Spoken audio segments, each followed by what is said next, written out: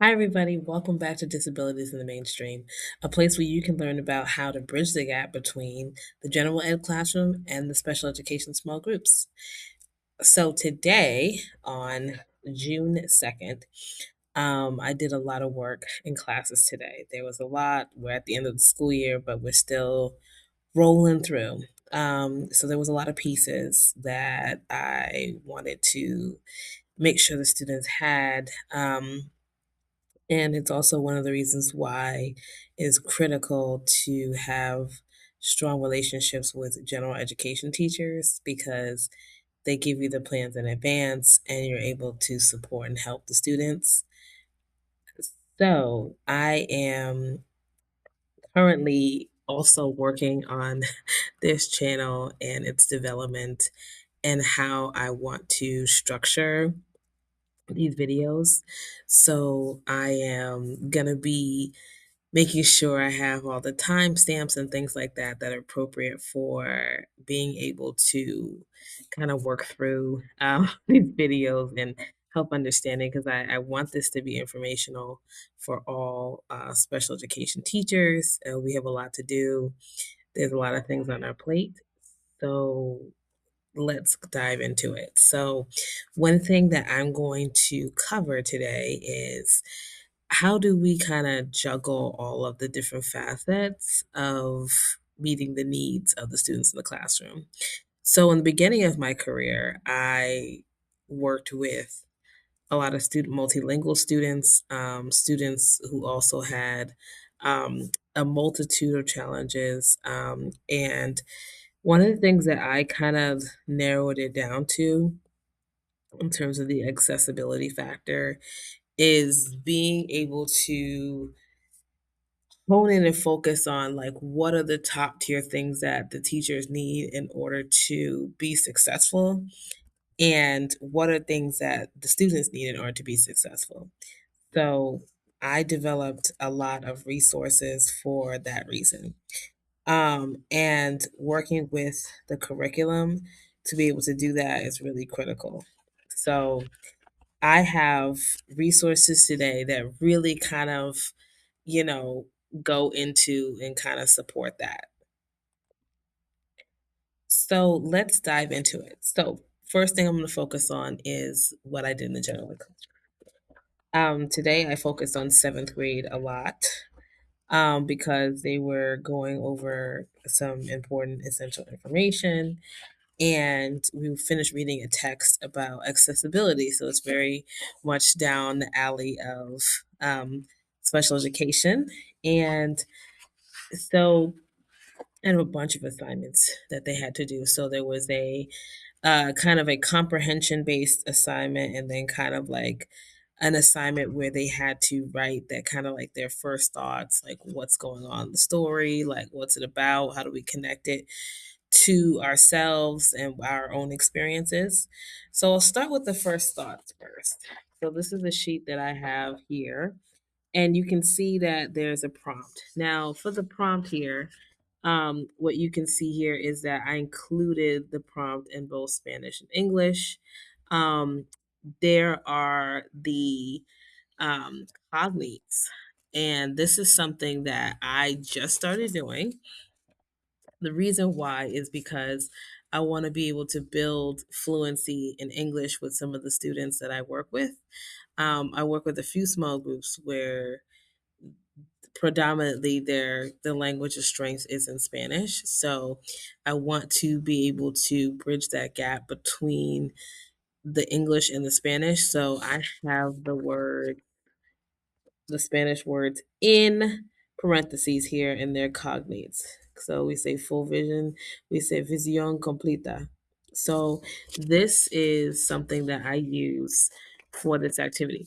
Also, there is the word bank as well. So the word bank has the word in English and in Spanish, and this helps the students be able to understand the fill in the blank part. So in the fill in blank part, there is in the parentheses the word in English, and they can put the word in Spanish on the blank. Now, my brain here went to a lot of places when I did this. One of the things is like, one of my students have a strength in spelling in Spanish, but don't know the word in English. So this is a great side of the actual paper to teach that skill. But on the back here, as you can see, we have the same word bank, but it's in English here. Okay. And there is no um, parentheses with the words because I want the students to make the connection between the words in Spanish and then also the words in English in terms of the cognates, and they can choose to put the word in Spanish or English on the blank.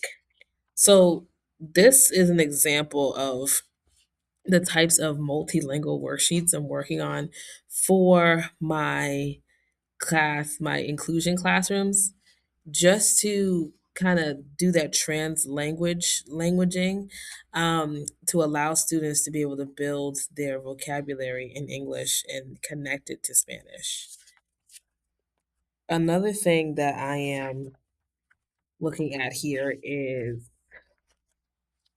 the analysis sheet. Now, this took me, I would say, years of just sitting down and processing, like, what are the needs of the students and how do I get them there. So this worksheet is leveled here. There's a lot to it. One of the things is that on the top there are the quotes from the text that relate to the question. One of the things I struggle with students is getting them to look back in the text and reference the text of where certain things are. Okay. And this is like why teaching the skill of annotation is so critical. When I teach annotations, I relate them to the questions that they're going to be answering. So I go in the text and I highlight the regions and I put a note next to it being like, this talks about this talks about that. So the students go back in the text, know where it is. But if that does not happen in the general education classroom, this is something that you can develop to allow them to be able to reference specific quotes from the text. I am a huge fan of sentence frames. I have them here in English and in Spanish. And students use the sentence frames. They're required to read this box first here. So, one of the things that I've done is again putting the cognates, and I read these out loud to students if they need this. And then they have to write their own responses in the blanks here at the bottom. So, I've done this for multiple questions. There was one question that required them to like come up with a response. And that's question 5 here. But we have the same sentence frames with a new word bank at the top in English and in Spanish. And they were to fill in the blanks here, and this would be their response. This is like the most intensive scaffolding that I use, and I only use this with my dual identified students. This worksheet is not given to all students. It's very specific to specific goals and certain things that students are working on in terms of writing. So this is definitely something that I have to work through. There's a lot more scaffolding that goes on with this one. If a student requires a little bit more support, I do offer them this to help them through the responses. Another thing is that when we're writing IEP goals for students who are dual identified, which means that they receive ESL services and special education services, the teachers, the SPED teachers, are required to kind of have that information as well. And I feel like in the education space, it's not something that's really talked about. And I think I will schedule a specific video for this about how to write IEP goals for dual identified students and also how to track their progress. So, this is something that I've been working on for a long time, and I'm building out, a lot of resources to be able to support teachers with bridging that gap. So today, since there was a little bit of a change here in the scheduling, I will go over what I'm going over today in my small group, and then I will also go over what I went over yesterday. Let's start with that one first. Absolutely love this activity. Uh, Writing Revolution 2.0, back again. So here you can see that I kind of cut out part of the text. We're actually reading a story about a Native American woman, Sakajwa, and we are basically in our class trying to build comprehension and understanding of the story along with writing it down. So this worksheet talks about pilling out details and writing a topic sentence. Now, I have my students write the details first because they get all the information from the text. We annotate, we do a deep dive, we ask important questions, and then we actually write the topic sentence. Like, how do we summarize what all of this says? And it's a continuous skill that we're doing. And this is the guided practice part. The guided practice, and there's an independent practice on the back with a text. I do read this text aloud to my students. I tell them to pick out 4 details, and then we write the topic sentence together. This is basically giving them the structure of a paragraph and um, teaching them about how to write in a structured way. Again, Writing Revolution, one of my favorites. I'm actually working on a workshop right now to educate teachers on how to use the Writing Revolution in special education context. Today's lesson for small group is a little bit different. We are going to be working on our phonics today, and we're talking about the long A sound and the silent E. So, this is an activity that we're working on, and again, this is out of this world literacy. Absolutely love these. These are perfect for middle school students, secondary students who struggle with phonics. Now, we're focusing on that skill.